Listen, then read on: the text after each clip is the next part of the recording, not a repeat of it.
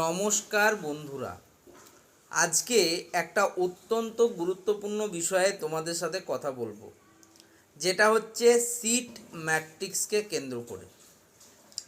দেখো, আমরা যারা 2026-27 শিক্ষাবর্ষে আইটিআই হোক বা পলিটেকনিক হোক ভর্তির জন্য অ্যাপ্লাই করেছি এবং হতে পারে আমাদের ফার্স্ট বা সেকেন্ড ফেজে সিট অ্যালটেড হয়ে গেছে, অথবা আমাদের সিট অ্যালটমেন্ট হয়নি। তবে প্রত্যেকটা স্টুডেন্টের ক্ষেত্রে একটা জিনিস জানার কিন্তু অধিকার আছে। কি জিনিস? সেটা হচ্ছে অফিসিয়াল সিট ম্যাট্রিক্স।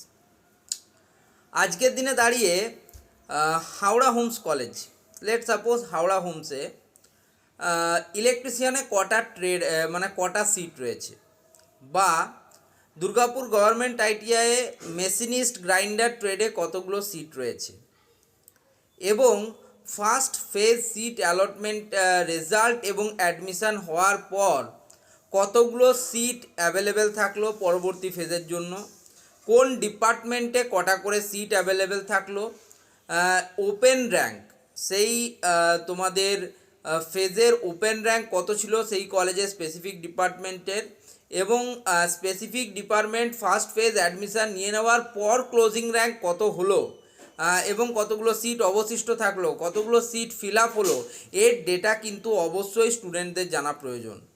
ঠিক আছে, এটা যদি না জানো তাহলে আমি তোমার মতো স্টুডেন্টরা কি করে জানবো যে আমরা এই পরবর্তী ফেজে কলেজ পাবো কি না? তোমরা নিজেরাই বলো না কেন, সিট ম্যাট্রিক্স যতক্ষণ না তোমরা জানতে পারবে, ভ্যাকেন্সি লিস্ট যতক্ষণ না তোমরা জানতে পারবে, তোমরা কোনোভাবেই কিন্তু নির্ধারণ করতে পারছো না যে আমি কলেজটা পাবো কি না।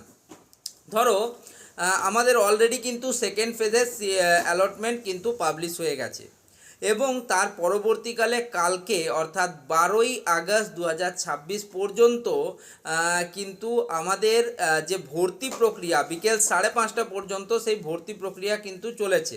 ঠিক আছে, কালকে ছিল 13 তারিখ এবং আজকে হচ্ছে 14ই আগস্ট 2026। ঠিক আছে, এবার 12 তারিখ যেহেতু বিকেল পর্যন্ত তোমাদের জেক্সপো হোক বা আইটিআই স্টুডেন্ট হোক সেকেন্ড ফেজের ভর্তি প্রক্রিয়া কমপ্লিট হয়ে গেছে, তো তারপরেই কিন্তু স্টুডেন্টদের মনে প্রশ্ন, দাদা আমি এই কলেজে পাবো কি না, কিন্তু এ কলেজে পাবো কি না, বি কলেজে পাবো কি না, সি কলেজে পাবো কি না, এরকম সবার কিন্তু চিন্তা।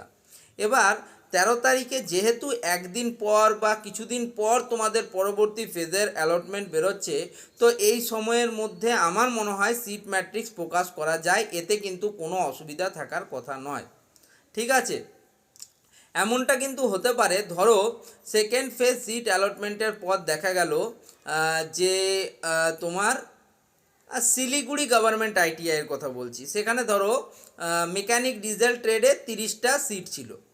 ফার্স্ট ফেজে 7 জন স্টুডেন্ট অ্যাডমিশান নিয়েছে, নেক্সট ফেজে 20 জন স্টুডেন্ট অ্যাডমিশান নিয়েছে।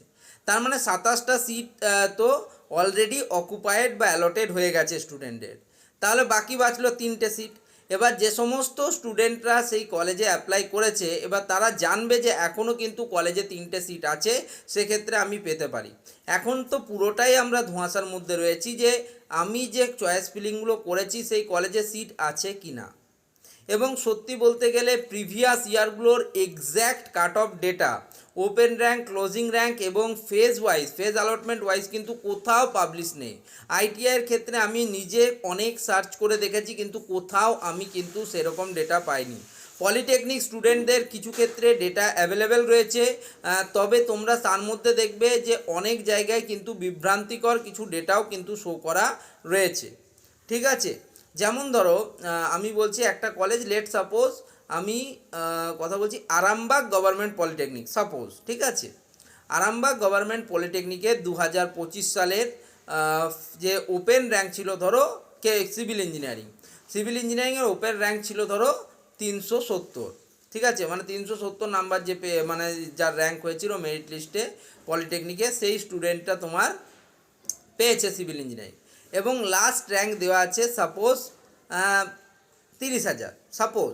ঠিক আছে, ধরো, তাহলে এই যে র্যাঙ্কগুলো সেগুলো কিন্তু পার্ট পার্ট দিতে হবে। পার্ট পার্ট মানে কি, জেনারেলদের কাট অফ কত ছিল, মানে জেনারেলদের লাস্ট র্যাঙ্ক কত ছিল, এসসিদের লাস্ট র্যাঙ্ক কত ছিল, এসটিদের লাস্ট র্যাঙ্ক কত ছিল, বা ওবিসি, যদিও এখন ওবিসি এ ওবিসি বি নেই, এখন ওবিসি, তো ওবিসিদের কী র্যাঙ্ক ছিল, এগুলো কিন্তু স্টুডেন্টদের জানা প্রয়োজন এবং স্টুডেন্টদের জানানো প্রয়োজন বলেও আমি মনে করি। তোমরা নিজেরাই বলো না, যতক্ষণ না সিট ম্যাট্রিক্সটা তোমরা না জানছো ততক্ষণ তোমরা কি করে জানবে যে তোমাদের প্রবাবিলিটি কেমন, কলেজে ভর্তি হওয়ার তোমরা চান্স পাবে কি না। একজন স্টুডেন্ট, সাপোজ দ্যাট আমি, ঠিক আছে, আমি ধরো আইটিআই হাওড়া হোমসে তোমার ইলেকট্রিশিয়ান ট্রেডের ফর্ম ফিল আপ করেছি, ঠিক আছে। আমি খুব কম সংখ্যক কলেজ সাজিয়েছি চয়েস লিস্টে, আমার দুটো কলেজ আমি মোটে সাজিয়েছি। সাপোজ 1 নম্বরে আমি রেখেছি আইটিআই হাওড়া হোমস, 2 নম্বরে আমি রেখেছি গভর্নমেন্ট আইটিআই দুর্গাপুর, সাপোজ, ঠিক আছে। এবং আমার র্যাঙ্ক ধরো ওই 9000 মতো, ঠিক আছে, আইটিআই র্যাঙ্ক ধরো আমার 9000। এবার আমি কিন্তু ফার্স্ট এবং সেকেন্ড ফেজে কোনো অ্যালটমেন্ট পাইনি, হলো। এবার এই যে প্রথম, অর্থাৎ আইটিআই হাওড়া হোমস, এখানে আমি দেখছি যে আমার সেকেন্ড ফেজে লাস্ট যে স্টুডেন্টটা ভর্তি হয়েছে তার র্যাঙ্ক হচ্ছে 8500 ধরে নাও। এবং আমি দুর্গাপুরে দেখলাম যে লাস্ট যে স্টুডেন্টটা ভর্তি হয়েছে তার র্যাঙ্ক হচ্ছে 8900, ঠিক আছে। আমার 1 নম্বরে রয়েছে আমি বললাম আইটিআই হাওড়া হোমস, 2 নম্বরে রয়েছে আমার গভর্নমেন্ট আইটিআই দুর্গাপুর, বা এরকম হলো আইটিআই হাওড়া হোমসে লাস্ট স্টুডেন্ট পেয়েছে 8500, দুর্গাপুরে পেয়েছে 4500। তাহলে এই যখন আমি এই সিট ম্যাট্রিক্সটা দেখে নেব তখন আমি স্বভাবতই বুঝতে পারছি, যেহেতু আইটিআই হাওড়া হোমসে বেশি র্যাঙ্ক করে স্টুডেন্টরা সেকেন্ড ফেজে চান্স পেয়েছে, সেক্ষেত্রে আমার আইটিআই হাওড়া হোমসে পাওয়ার চান্স বেশি ইলেকট্রিশিয়ানটাতে। আমার যেহেতু 8500 র্যাঙ্কের অলরেডি একজন স্টুডেন্ট পেয়েছে, তাহলে 9000 র্যাঙ্ক করে আমিও পেতে পারি, ঠিক আছে। পক্ষান্তরে হয়তো দুর্গাপুর গভর্নমেন্ট আইটিআই আমি নাও পেতে পারি, কারণ সেখানে 4500 র্যাঙ্কে ক্লোজ হয়ে গেছিলো। কিন্তু আমরা দেখলাম যে গভর্নমেন্ট আইটিআই হাওড়া হোমসে কিন্তু তোমার 8500 অবধি গেছিলো। তো এই যে পারমুটেশন এবং কম্বিনেশন করা এবং এর থেকে মানে ভাবা বা বেছে নেওয়া যে হ্যাঁ আমি পেতে পারি, ঠিক আছে, এটা কিন্তু শুধুমাত্র সিট ম্যাট্রিক্স দেখেই তোমরা বুঝতে পারবে। আবার এমনি হলো, ধরো হাওড়া হোমসে 8500তে ভর্তি হওয়ার পরে এখন অবশিষ্ট সিট রয়েছে আরও 17টা সিট রয়েছে ইলেকট্রিশিয়ানের। অন্যদিকে দুর্গাপুর গভর্নমেন্ট আইটিআই 2টো সিট রয়েছে। তো 4500 র্যাঙ্কে যখন মানে বেশিরভাগ সিট যখন ফিল আপ হয়ে গেছে, তখন 2টো সিটে আমার পাওয়ার চান্স কম, কিন্তু 17টা সিটে আমার হাওড়া হোমসে পাওয়ার চান্স বেশি। তো এইরকম জিনিসগুলো যদি অ্যাভেলেবেল থাকে, ডেটাগুলো অ্যাভেলেবেল থাকে, তাহলে স্টুডেন্টদের আজকের যে দুশ্চিন্তার জায়গা সেটা কিছুটা হলেও কমে। ওকে, ধন্যবাদ।